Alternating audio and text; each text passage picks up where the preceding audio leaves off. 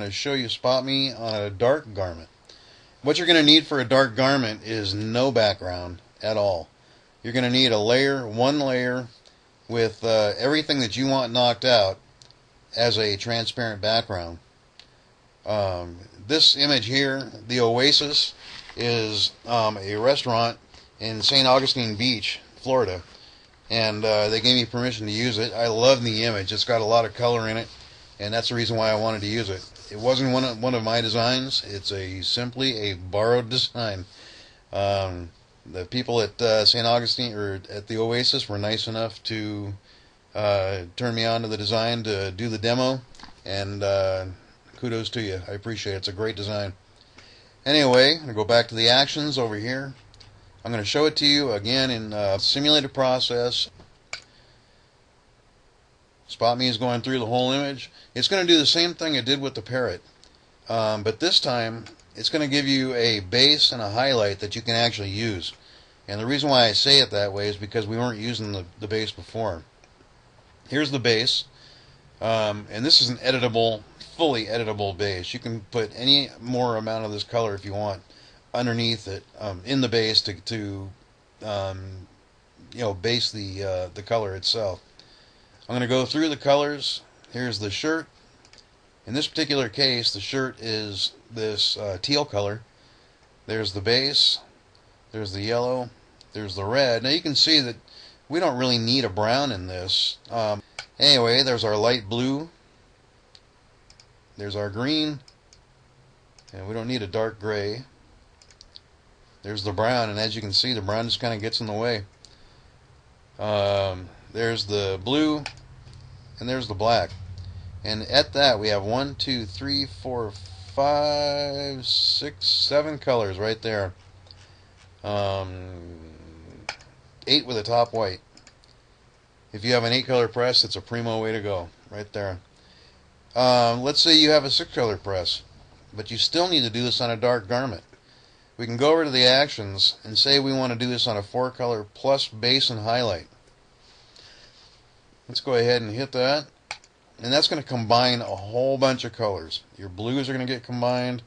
The green is going to get combined. And stuff like that. Let's go ahead and get over here and take a look at what we've got. We have... Whoops.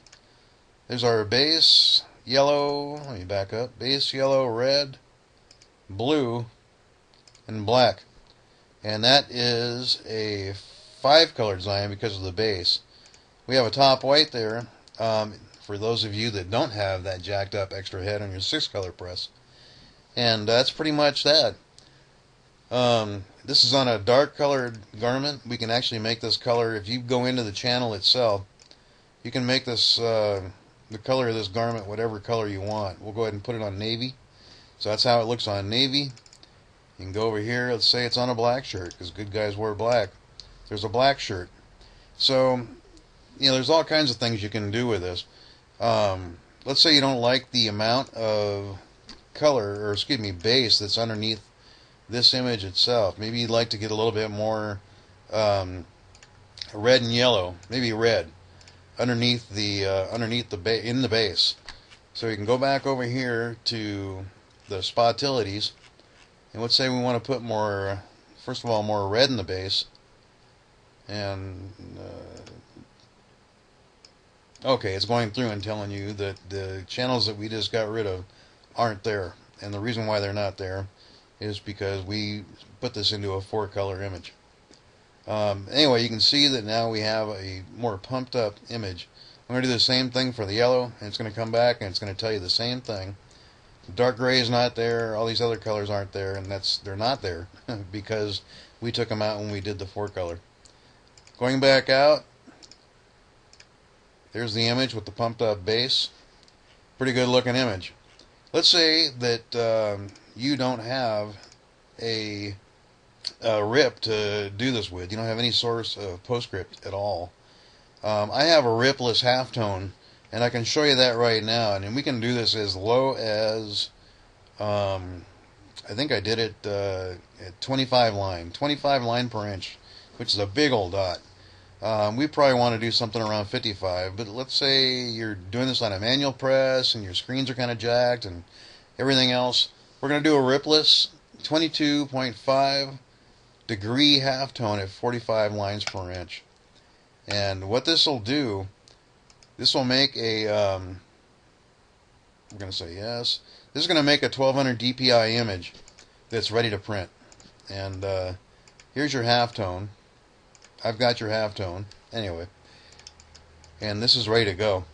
That's a ready to print piece of artwork right there. It doesn't bring it back into the original image. Whoops, there's the original image. Whoops, there's the original image that we took it from. And if you look, this is still a grayscale image, but this one is not. The reason why I did it that way is so we'd have a round dot. And there you go. It's a rounder dot, I should say, than if you didn't have it, or if you did it on 300 DPI or something like that. Anyway, that's my story, and I'm sticking to it. My name is Steve Yates. This is Spot Me, and if you have any questions, please look me up. You can actually get this at eBay stores, and if you look for a store called Graphics and Graphic Automation, you'll find it. Thanks a lot. Bye-bye.